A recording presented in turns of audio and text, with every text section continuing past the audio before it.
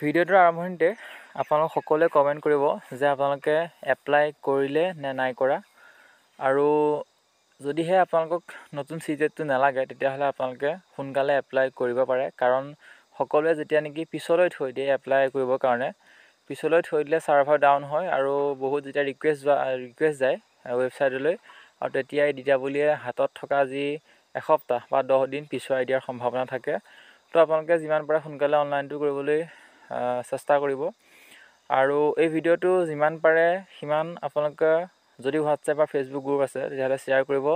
আজি এই ভিডিঅ'টোৰ জৰিয়তে নাম্বাৰ টেটত বা নিউ পদ্ধতি মতে যাৰ নাম্বাৰ কম বেছি আছে সকলোৱে চাকৰিটো পাবলৈ সক্ষম হ'ব, যদিহে এই ভিডিঅ'টো যিমান পাৰে সিমান আপোনালোকে শ্বেয়াৰ কৰে। শ্বেয়াৰ মই এইকাৰণে কৰিবলৈ কৈছোঁ যাতে সকলোৱে নম্বৰ যাতে কম, সকলো যাতে এইবাৰ চাকৰিটো পাবলৈ সক্ষম হয়। আৰু যদিহে ভিডিঅ'টো একেবাৰে ভাল পাইছে লাইক কৰিব, কমেণ্ট কৰিব আৰু ছাবস্ক্ৰাইব কৰিবলৈ একেবাৰে নাপাহৰিব। আমি যিমান দূৰ গম পাইছোঁ যে আমাৰ সৈতে যিমান দূৰ কণ্টেক্ট কৰিছে বা আমি পুলৰ পৰা গম পাইছোঁ যে বহুত ভাল মাৰ্কছ থাকিও কিন্তু বহুত প্ৰাৰ্থীয়ে এতিয়ালৈকে অনলাইনটো এপ্লাই কৰা নাই। তেওঁলোকে ডিষ্ট্ৰিক্ট চিলেকশ্যনত খেলি মেলি পাই আছে। তো আমাক বহুতে সুধি আছে, বহুতক আমি যিমান পাইছোঁ উপদেশ দিছোঁ আগৰ এক্সপিৰিয়েঞ্চৰ ফালৰ পৰা আমি উপদেশ দি আছোঁ। আৰু তেওঁলোকৰ প্ৰাৰ্থীসকলৰ এটা ডাঙৰ যি সমস্যা, তেওঁলোকৰ সমস্যাটো হৈছে যে আগৰ যিবোৰ ফাইনেল মেৰিট লিষ্টসমূহ তেওঁলোকে এনালাইচিছ কৰা নাই। তো সকলোৰে কাৰণে আমি যিমান কষ্ট কৰিছোঁ, মই বিশেষকৈ যি কষ্ট কৰিছোঁ যে 2022 চনত আমি যেতিয়া ফাইনেল মেৰিট লিষ্টসমূহ এনালাইচিছ কৰিছিলোঁ, ফাইনেল মেৰিট লিষ্টসমূহ এনালাইচিছ কৰোঁতে আমি দেখিবলৈ পাইছিলোঁ যে এই নতুন পদ্ধতি মতে 70 ওপৰত 420 জনক পাইছিলোঁ। আৰু 2022 চনত পাইছিলোঁ 420 জন 70 ওপৰ। আৰু এতিয়া 2023 চনত যিটো ৰিক্ৰুটমেণ্ট হৈ গৈছিলে তাত পাইছিলোঁ আমি 315 জন, গতিকে 100 জন কমি আহিছে। গতিকে এইবাৰ 70 ওপৰত কিন্তু বহুতৰে নাই, বহুত কমে ওলাব। তো সেইকাৰণে বহুতে ভাবি আছে যে এইবাৰ কাট অফ বহুত বেছি হাই যাব, বহুত বেছি হাই নাযায়। আমাৰ ওপৰত বিশ্বাস ৰাখিব পাৰে আপোনালোকে যদি কাট অফ এনালাইচিছ কৰে, নিজৰ টেটৰ মাৰ্কটো যদি এনালাইচিছ কৰে ভালকৈ, তেতিয়া আপোনালোকে গম পাব পাৰে। তো OBC আমি যিমান দূৰ আমি এনালাইচিছ কৰিছোঁ, OBC 56, 57লৈকে ছেফ জোন বুলি আমি আগৰ ভিডিঅ'ত কৈছোঁৱেই।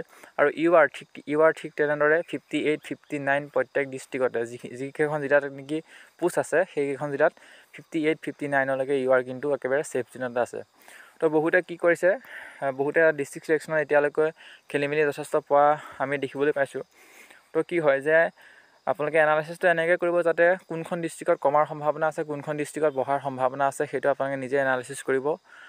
বহুত পোষ্ট আছে বুলিয়ে সকলোৱে সেইখন ডিষ্ট্ৰিক্টতে দিব বিচাৰে, আৰু সেইকাৰণে সেইখন ডিষ্ট্ৰিক্টতে কিন্তু কাট অফ কমা দেখা যায়। তো আমি এখন ডিষ্ট্ৰিক্টৰে মই এক্সাম্পল দিওঁ। যোৱাবাৰ গোলাঘাটৰ নিচিনা এখন শিক্ষিত জিলাত OBC পোষ্ট আছিলে 16টা, কিন্তু OBC পোষ্ট 16 থকাৰ পাছতো আটাইতকৈ কম কাট অফ গৈছিলে 204 গৈছিলে গোলাঘাটত। কিয়নো আন ৰিজাৰ্ভত যদিও পোষ্ট আছিলে তাত OBC প্ৰাৰ্থীয়ে এপ্লাই কৰা নাছিলে কাট অফ বেছি যাব বুলি।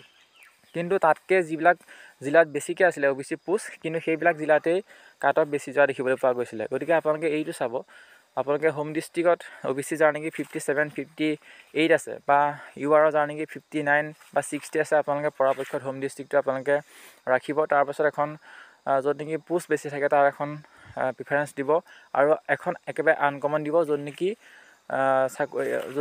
কাট অফ কমাৰ সম্ভাৱনা আছে। মই দিবলৈ এইকাৰণে কৈছোঁ যে আগৰ এনালাইচিছবোৰ চাই ল'ব যাতে সেইখন ডিষ্ট্ৰিক্টত এপ্লাই কৰিব য'ত নেকি পোষ্ট যদিও কম আছে কিন্তু কাট অফ কমাৰ সম্ভাৱনা থাকে। মই সেইকাৰণে সকলোকে কওঁ যিমান পাৰে DW ৱেবছাইটত গৈ পেলাই ফাইনেল মেৰিট লিষ্টসমূহ এনালাইচিছ কৰক, তেতিয়া আপোনালোকৰ যিবোৰ মনৰ খোকোজা আপোনালোকৰ দূৰ হ'ব। আৰু এতিয়া আপোনালোকৰ যদি কিবা তেনেকুৱা খেলি মেলি আছে কমেণ্ট কৰিবলৈ একেবাৰে নাপাহৰিব।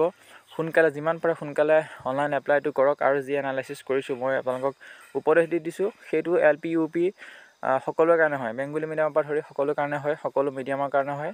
গতিকে কথাখিনি ভাল পালে লাইক কৰিব, কমেণ্ট কৰিব, আৰু শেষত কৈছোঁ শ্বেয়াৰ কৰিবলৈ একেবাৰে নাপাহৰিব। সকলোৱে যাতে কম বেছি থকা সকলোৱে যাতে চাকৰিটো পায়, আৰু অনলাইন এপ্লাইটো যাতে সোনকালে হৈ যায়, একেবাৰে শেষলৈ যাতে বেছি প্ৰেছাৰ নপৰে DW যিটো পৰ্টেল বা ৱেবছাইট তাত যাতে বেছি প্ৰেছাৰ নপৰে। কাৰণ আমি এক্সিট পুল কৰিছিলোঁ, তাত বহুতে কিন্তু এতিয়ালৈকে অনলাইন এপ্লাই কৰা নাই। সেইকাৰণে ভিডিঅ'টো প্ৰস্তুত কৰিলোঁ।